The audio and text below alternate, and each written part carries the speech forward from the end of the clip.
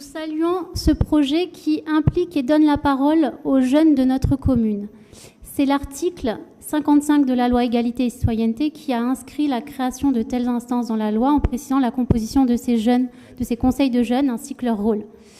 Un conseil municipal de jeunes constitue effectivement un outil de démocratie participative et un lieu d'apprentissage de la citoyenneté s'il permet une rencontre du pédagogique et du politique. La volonté politique d'un dialogue avec les jeunes doit bien être réelle. Il s'agit de leur reconnaître un droit à l'interpellation, à ne pas être d'accord, à expérimenter, à prendre des initiatives et à monter des projets. Ce n'est pas moi qui le dis, c'est le journal des maires. J'ai effectivement 3 questions sur cette délibération. Est-ce qu'il y aura un accompagnement pédagogique professionnel à visée coopérative mis en place? Et est-ce qu'on va signer une convention avec l'Éducation nationale dans ce cadre? Pardonnez-moi, madame, mon ignorance, je n'ai pas compris votre question. Donc, pour que des élèves, en particulier des enfants de CM1, puissent intervenir dans un conseil municipal des jeunes, il faut leur apprendre, tout simplement, il faut les former à la coopération, c'est-à-dire à débattre, par exemple. Et en particulier, ou alors en gros, il ne faut pas leur donner une décision et ils donnent seulement leur avis. Il faut aussi mettre en place un débat, les former au débat, en fait. Et donc, c'est ce qu'on appelle la coopération. Et donc, en gros, c'est ce qu'on appelle donc un accompagnement pédagogique. Et il y a des professionnels pour ça qui le font. Et donc, c'est pour ça que je vous dis, est-ce qu'on va signer une convention avec l'Éducation nationale dans ce cadre? Alors, pardonnez-moi, je n'étais pas un connaisseur du jargon pédagogique, vous m'en excuserez. Effectivement, il s'agit de faire débattre les enfants. On ne va pas leur livrer des délibérations toutes faites sur lesquelles ils n'auraient qu'à dire oui ou à dire non. Le but, c'est véritablement qu'ils interviennent, qu'ils réfléchissent, qu'ils proposent.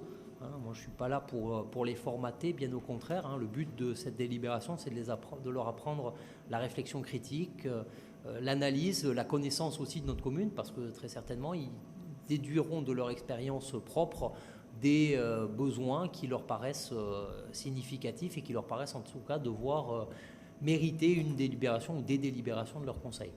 Alors sur les modalités techniques, est-ce qu'il est prévu une convention avec l'Éducation nationale ? Alors non, il n'y a pas de convention prévue avec l'Éducation nationale. Maintenant, les enfants seront accompagnés par un personnel municipal qui est dédié à temps plein sur cette mission et qui accompagnera les enfants. Il y a bien évidemment un partenariat avec l'Éducation nationale, mais qui ne nécessite pas de convention. Voilà. Il y a déjà eu des rapprochements qui ont été faits avec Madame l'inspectrice de la circonscription, qui est totalement d'accord, et il y aura une présentation à la rentrée scolaire aux différents instituteurs et directeurs d'école. Et donc l'animateur, il est formé pour justement ce type de... Exactement. Tout à fait. Au niveau, donc la deuxième question, le conseil municipal des jeunes aura un budget dédié à voter, à gérer, à utiliser. Quel est le montant alloué sur le mandat de 2 ans? Alors on n'en est pas là pour l'instant. Pour l'instant, on en est simplement sur le principe et sur les éléments qui vous sont proposés. Donc il y a un travail qui va se faire progressivement avec la personne dédiée qui a déjà depuis un certain temps commencé à travailler et bien entendu en concertation avec les enfants eux-mêmes. Donc on n'a pas de montant à vous indiquer. D'accord. Et le mandat est donc de 2 ans. Donc seuls les élèves du primaire sont concernés pour le moment.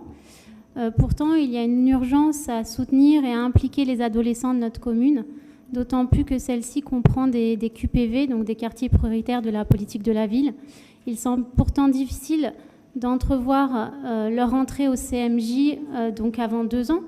Donc c'est un petit peu embêtant parce que si on forme des jeunes à nos institutions et le fonctionnement des institutions, ça veut dire que forcément on a un mandat de 2 ans et qu'on ne pourra intégrer d'autres jeunes que lorsque le mandat sera fini. Et donc ça veut dire que il faut attendre 2 ans pour qu'il y ait des adolescents qui puissent s'exprimer au sein du CMJ? Alors l'idée, c'est justement de permettre à ce que tous les enfants puissent y accéder. Et donc, plus vous les prenez tôt, et plus vous donnez de chance. Il est évident que ceux qui sont déjà sortis du cadre ne seront pas concernés, en tout cas pas directement. Sinon, il nous faudrait faire des dizaines de conseils, des dizaines d'enfants. Ce n'est pas l'option qui a été retenue, c'est l'option qui est retenue par aucune commune d'ailleurs. 18, c'est déjà beaucoup. Si on regarde les communes alentours, en général, on est entre 12 et 18 au maximum. Donc il ne s'agit pas de multiplier les conseils, il s'agit véritablement de former les plus jeunes qui naturellement céderont ensuite leur place à d'autres et qui vont transmettre autour d'eux le rayonnement de cet appel à la citoyenneté, cette formation à la citoyenneté. Bon, dans d'autres communes, même la loi va jusqu'à 25 ans, donc voilà. Et dans d'autres communes, ça se fait et on aurait pu... C'est dommage de ne pas donner tout de suite la parole aux ados maintenant, parce que dans 2-3 ans, même si on décide, ils ne seront plus ados en fait. Donc voilà. Donc c'est un petit peu dommage, d'autant plus qu'on est en quartier prioritaire en fait. Donc on a des quartiers prioritaires où justement ils ont des choses à dire en fait. Donc voilà, on trouve ça dommage. Après, ça ne remet pas en cause bien évidemment le fait de ce projet, mais on aurait pu tout de suite le faire. On a le collège à côté, il suffit de faire un partenariat aussi avec le collège et